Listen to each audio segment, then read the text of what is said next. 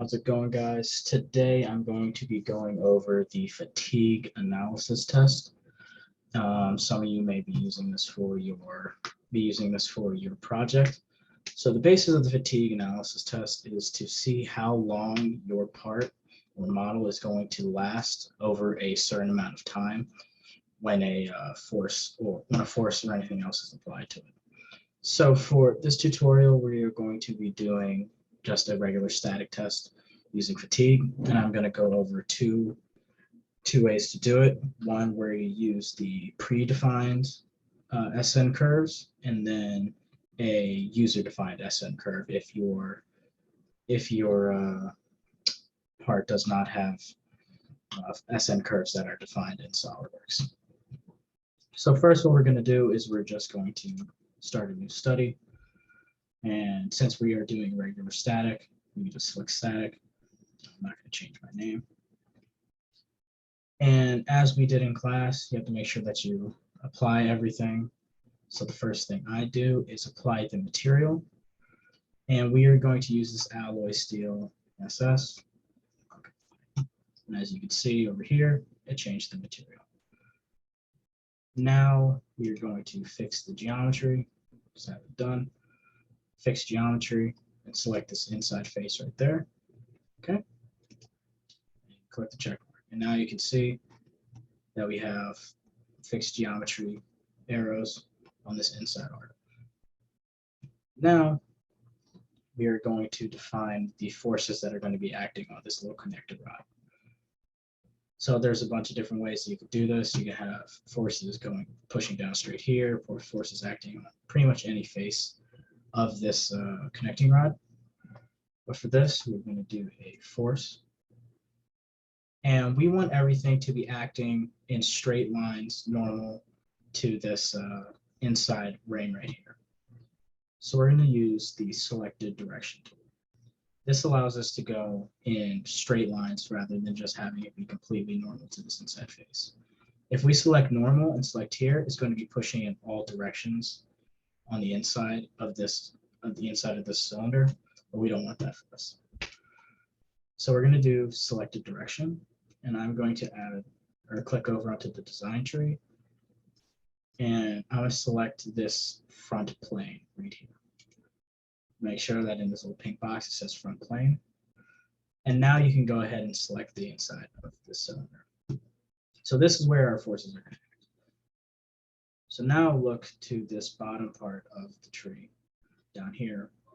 This is your forces and what directions that they're going to start acting. So for this first force, we're going to go side to side. And we're going to apply a force of 1,800 newtons.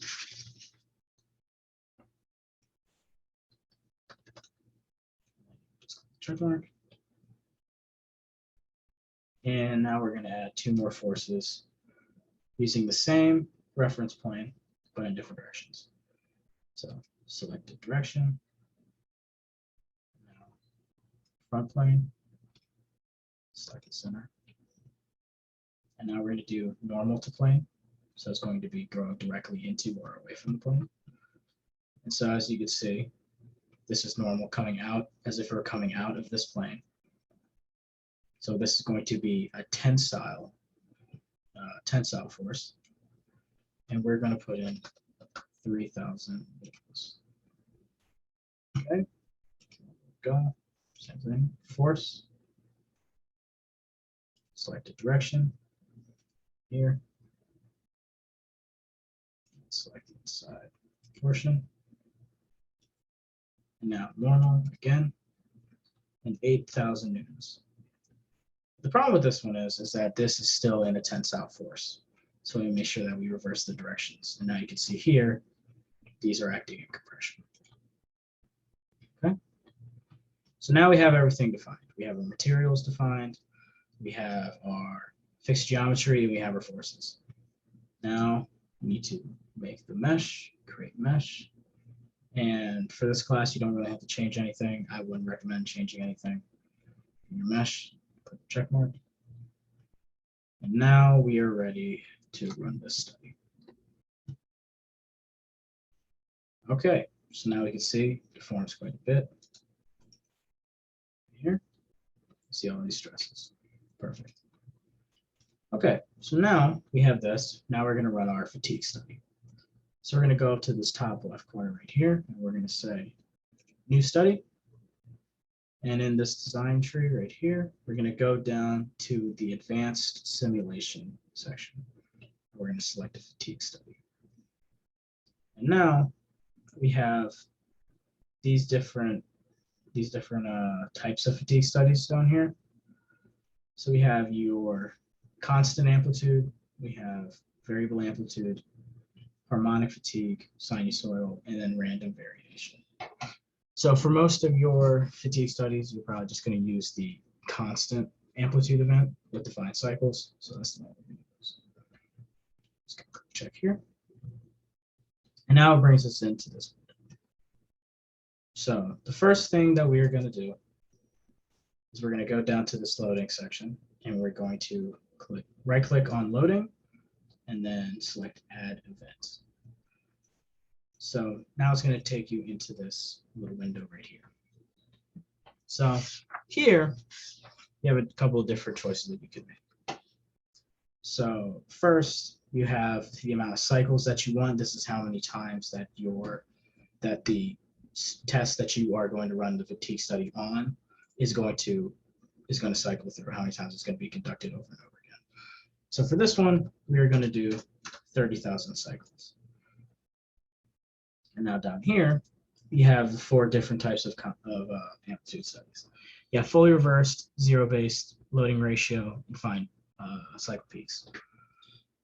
So the 3 important ones for this that you're going to be using is fully reversed, zero-based, and loading ratio.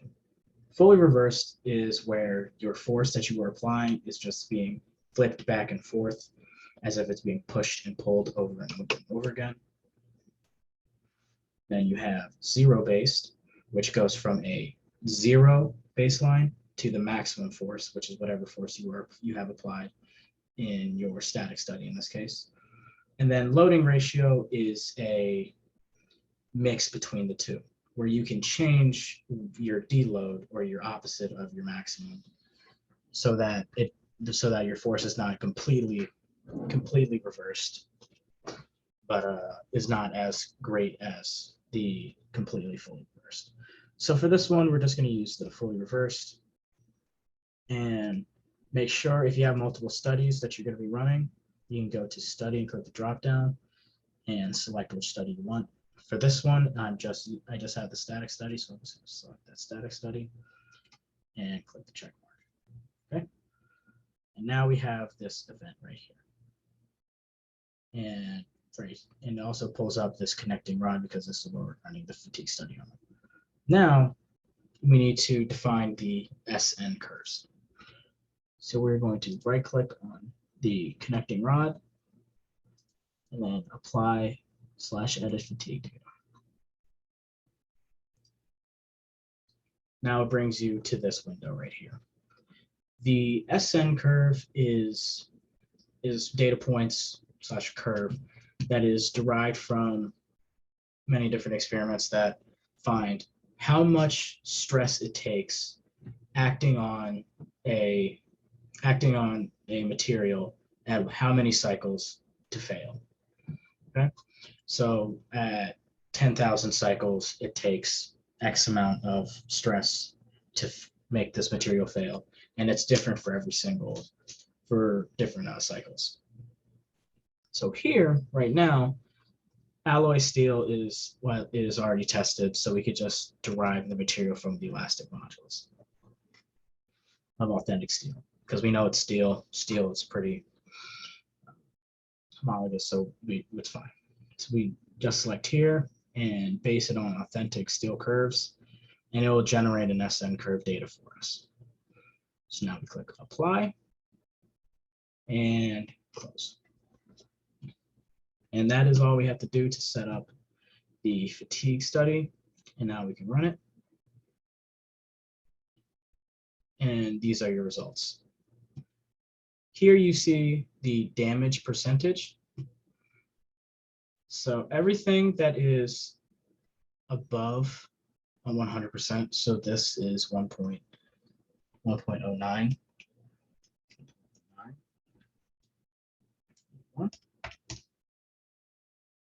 So this is only around a 10% damage, so we don't really have to worry about that section. Anything that is above a certain, that is above a E2, that is where you're going to start having to worry about damage. Because right here, this is only around a 12% damage, and over this lifespan of the fatigue study, so you don't really need to worry about it. Anything that is below 100% damage technically is not a design failure. Anything above 100% is a design failure, and you might have to go back and change your design.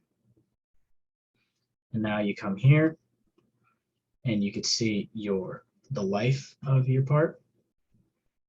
Now the parts that are going to be flexing the most / dealing with the most stress, they're going to have lower lifetimes. So you can see that right here where it only has 2.3 times 10 to the 5 cycles that it can survive. Where up here it's 1 times 10 to the 6. So everything out here has significantly higher lifespans than the part right here. Okay, so now I'm going to go back and we're going to do this a separate way.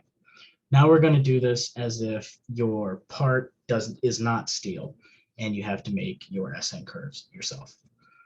So we're going to double back to the static test, and I'm going to go ahead and suppress these two forces because we don't want to have too high displacements.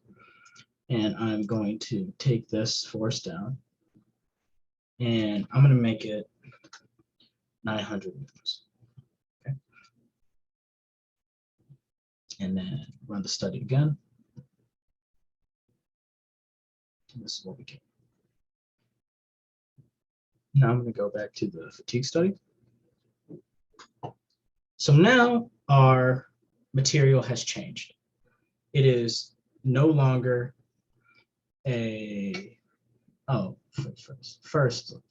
material has not changed. So we need to change the material. So we're going to edit the material first. And we're going to go down to plastics, and I'm going to select ABS plastic or ABS PC plastic. I'm going to hit apply. Okay. Close. Now our material has changed, and we have a significantly different, or not significantly different, but we have a different result. So now we're going to come over to fatigue study. So now that our material has changed, the SN curves for steel is no longer applicable because steel is significantly different than plastic. So here, there is no steel, there is no carbon steel. So you're going to have to derive your own SN curve. So you're going to do that. You're going to do that by, you have to look it up. So I already went ahead and found a study that was done on ABS plastic. This is actually the one that I used in my project last year. And you're going to look up the fatigue strength of whatever material that you have. And you should get stuff like this, okay? And this is what you're going to use to define your SN curve. So your N, or the amount of cycles, is going to be down here. And then this is the stress that your material is going to fail at. So at 10 to the 3 cycles, only 10 to the 3 cycles, ABS PC plastic fails at 34.6 megapascals. And then at 10 to the 7 cycles, it fails at around 10.5 megapascals. And you're going to take this data, and when you go to define your fatigue data, your SN curves, you're going to click define, and you're going to put the numbers in here. And you just are going to put in your numbers, And then put in your numbers, and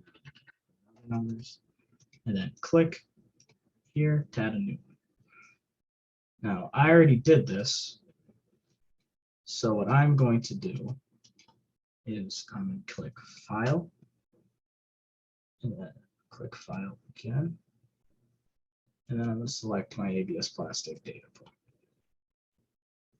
Okay.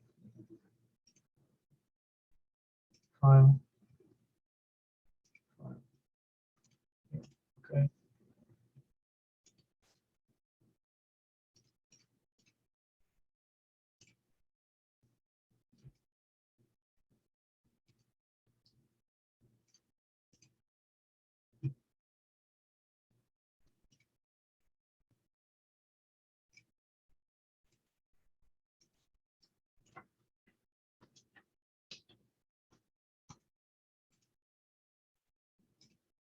And it's going to auto-populate my SN curve. And now if you look here, it is vaguely similar to this SN curve, or to this SN curve right here. Okay. Now I'm just going to apply that. Apply. Close. And then run the study. And now we have this. Now you can see over here that there's massive damage to this part. So this part as ABS plastic would be considered a failure, and you would need to go back and redesign this part. And this is what you're going to use if you want to determine the lifespan with the given force of your parts over a significant or over a certain period of time.